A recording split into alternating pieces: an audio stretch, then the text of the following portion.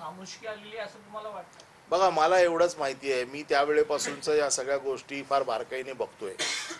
एकनाथ शिंदे यांच्यासोबत जे 13 खासदार गेले, या 13 खासदारांना अभय दिलं होतं की तुम्हाला पुन्हा खासदार मी करणारच. आणि तुमच्यापैकी आणि 40-50 आमदार जे त्यांच्यासोबत गेलेत, हे सगळे आमदार परत निवडून आणण्याची शपथ ही एकनाथ शिंदेनी घेतली होती.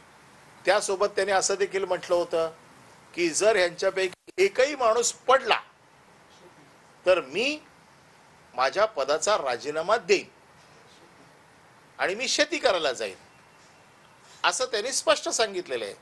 आता त्यांनी शेतीची अवजारं जरा धार काढून ठेवावीत. त्याचं कारण असं आहे की आत्ताच तुमानेची उमेदवारी कापली त्यांनी, अजूनही बरेचसे उमेदवार वेटिंगमध्ये आहेत. नाशिकची जागा मिळेल की नाही माहीत नाही. आता ह्या सगळ्या गोष्टी आहेत. आता जे ज्या प्रेमाने एकनाथ शिंदे बरोबर गेलेत त्यांना आम्ही शुभेच्छा देतो.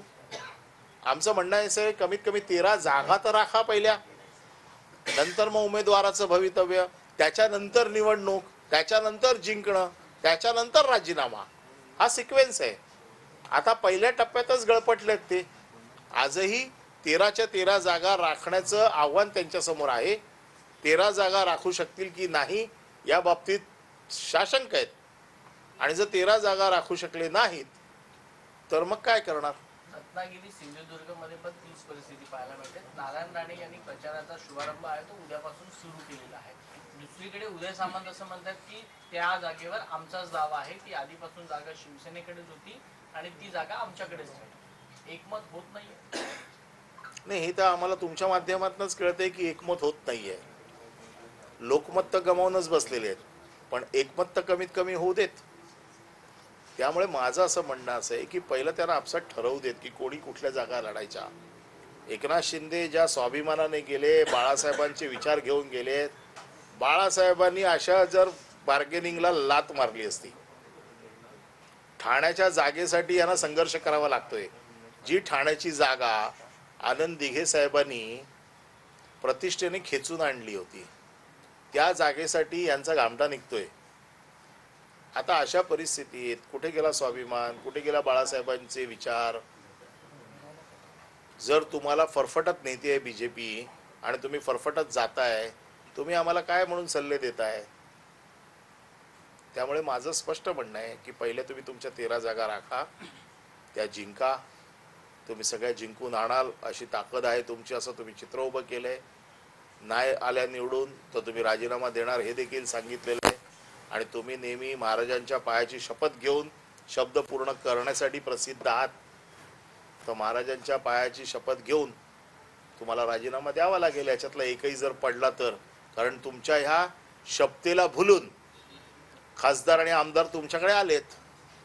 सर, सर्वेच्या नावाखाली जागा वाटोमध्ये फसवलं जात आहे भाजपकडून शिंदे गटाला आणि अजित पवार गटाला, असं वक्तव्य संजय शिरसाट यांनी केलेलं आहे. कसं पाहताय तुम्ही? नाही, मी कसं पाहणार आहे? मला जसं पाहायचं तसंच मी पाहतोय. त्यांनी बघायचंय कसं ते.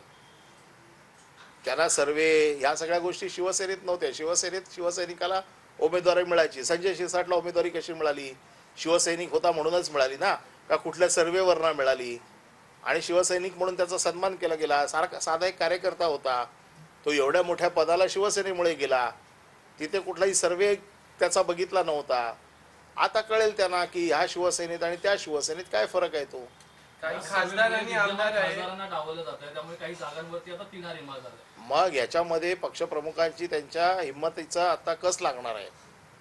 ज्या जागा त्यांच्या होत्या त्या त्यांना जागा मिळाल्याच पाहिजेत. सर्वे जर निगेटिव्ह होता, मग मागच्या वेळेला कसे निवडून आले? मागच्या वेळेला त्यांचं म्हणणं होतं ना, मोदींच्या चेहऱ्यामुळे निवडून आले. मग ह्या वेळेला मोदींच्या चेहऱ्यामुळे निवडून यायची हिंमत का नाही त्यांच्यात? सुरेश नवले जे शिवसेनेचे माजी मंत्री झाले, ते म्हणतात की मित्र पक्षांना संपवणं हा भाजपचा पहिल्यापासूनचा उद्देश आहे आणि तेच आता एकनाथ शिंदेबरोबर करतात, जे स्वतः सुरेश नवले एकनाथ शिंदेसोबत आहेत. हे हळूहळू त्यांच्या सगळ्यांच्या लक्षात येणार आहे आणि जसं जसं लक्षात येईल तसं तसं एक एक बोलायला लागतील. काही खासदार आमदार असे आहेत की ज्यांना आता पश्चाताप होतो आहे की भाजपकडनं म्हणजे आपलं राजकीय कारकीर्द संपवण्यात येते आहे आणि हेच खासदार आमदार आहे हे आपल्या संपर्कात देखील येण्याचा प्रयत्न करतात. मग यात तथ्य आहे का?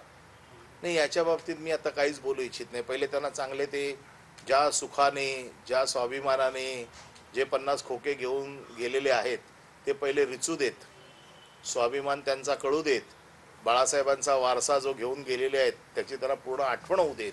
या सगळ्या गोष्टी झाल्याच्या नंतर याच्यावरती पक्षप्रमुख निर्णय घेतील काय करायचं. मातोश्रीचे दरवाजे उघडे आहेत का या सर्वांसाठी? उत्तर मध्य मुंबईतून मुस्लिम उमेदवार द्यावा अशी काँग्रेसची मागणी आहे. उत्तर मध्य काँग्रेस काही मागणी करू शकते. त्यांच्या वाट्याला जर मतदारसंघ गेला तर उमेदवार कोण द्यायचा हा त्यांचा प्रश्न आहे ना.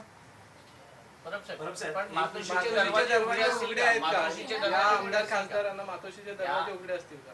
दरवाजा कोणासाठी उघडायचा कोणासाठी उघडायचा नाही याचे निर्णय पक्षप्रमुख घेतात आणि पक्षप्रमुखांनी याच्या बाबतीतली आपली भूमिका यापूर्वी स्पष्ट केलेली आहे.